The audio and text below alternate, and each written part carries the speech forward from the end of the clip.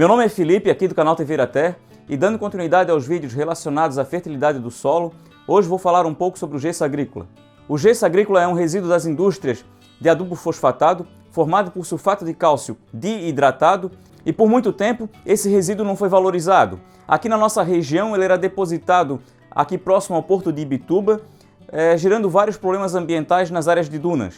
Porém, ele é uma excelente alternativa quando utilizado de forma correta na agricultura. Vou apresentar então algumas características e vantagens do uso do gesso na agricultura. O gesso agrícola ele é muito mais solúvel do que o calcário e pode ser então facilmente transportado pelas águas da chuva ou da irrigação para as camadas inferiores do solo. Essa característica possibilita que o gesso seja aplicado em superfície sem a necessidade de uma incorporação mecânica. O gesso agrícola não eleva o pH do solo e, como ele é composto basicamente por cálcio e enxofre, ele é uma excelente alternativa para quem precisa elevar os níveis de cálcio no solo sem mexer no pH. E o aporte de enxofre também é importante, principalmente nessas áreas que trabalham com adubos mais concentrados. Quando o sulfato de cálcio do gesso chega no solo na presença de água, parte dele se dissocia, separando o cálcio do enxofre, formando ligações com outros elementos. A parte que contém o enxofre, o sulfato, ele permanece com uma carga negativa e por esse motivo ele acaba conseguindo se ligar a elementos que têm carga positiva, como o magnésio, o cálcio, o potássio e o alumínio. Essas ligações formam pares iônicos sem carga ou carga zero. Como esses pares iônicos não têm carga, o que acontece é que eles não se ligam às estruturas do solo, como as argilas e a matéria orgânica. O que acontece então é que a água da chuva e da irrigação acaba transportando esses elementos para as camadas mais profundas do solo. E ao contrário do que muitos imaginam, esse não é o problema, e sim a solução para muitas situações. Aqui na nossa região, temos muitas áreas com excesso de potássio, e o gesso consegue arrastar esse excesso de potássio para as camadas inferiores do solo. Isso melhora a proporção entre os nutrientes na camada superior, sem perder o potássio que fica armazenado nas camadas inferiores. O gesso também reduz problemas de toxidez por alumínio. O alumínio exerce um efeito tóxico para as plantas, reduzindo o crescimento das raízes. Normalmente isso é resolvido com calcário. Porém, o calcário só atua na área lavrada, que normalmente são apenas os primeiros 20 centímetros. O sulfato do gesso, em contato com o alumínio, forma sulfato de alumínio, anulando os efeitos tóxicos do alumínio no solo. E como o gesso atua nas camadas mais profundas, mesmo sem incorporação, o que acontece é que conseguimos reduzir os efeitos negativos do alumínio, mesmo nas camadas mais profundas do solo.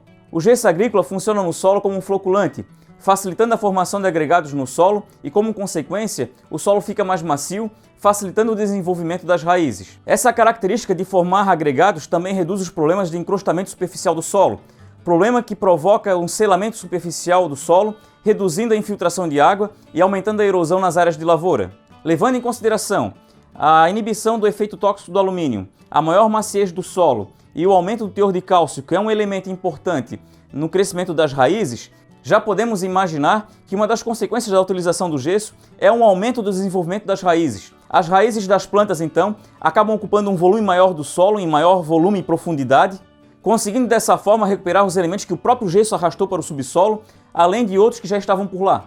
Outra consequência desse maior volume e profundidade do desenvolvimento das raízes é uma menor sensibilidade das plantas às épocas de seca. O cálcio é um elemento muito importante para as plantas nas suas estruturas de resistência, como as paredes celulares. Quando em pouca quantidade no solo ou em proporções inadequadas, a falta de cálcio favorece o aparecimento de várias doenças.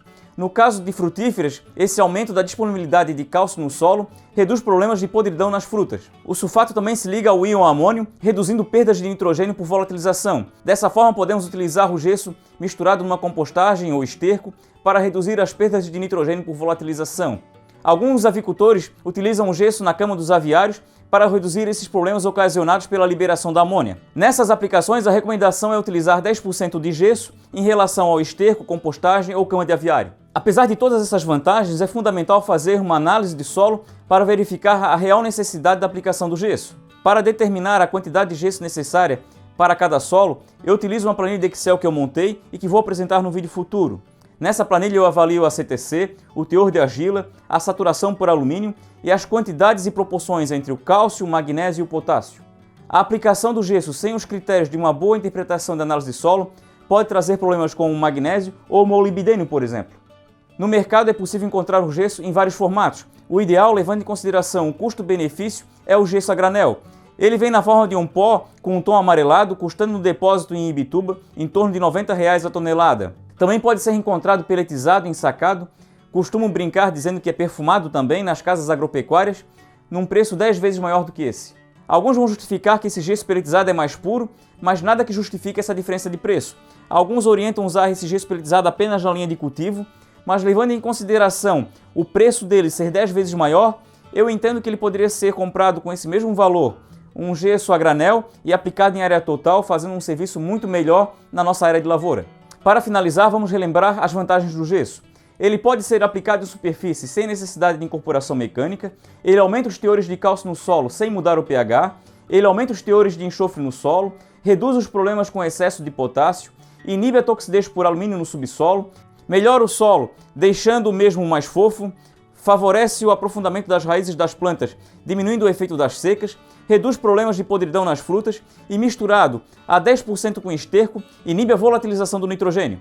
Acredito que essas informações possam ser úteis para os agricultores que estão em busca de melhorar a produtividade de suas lavouras, e para que esse vídeo chegue ao maior número de pessoas possível, peço que você compartilhe com seus amigos no Facebook, WhatsApp e outras mídias sociais. Se você tem alguma pergunta, dúvida ou sugestão de tema para um próximo vídeo, deixe aqui nos comentários e até a próxima!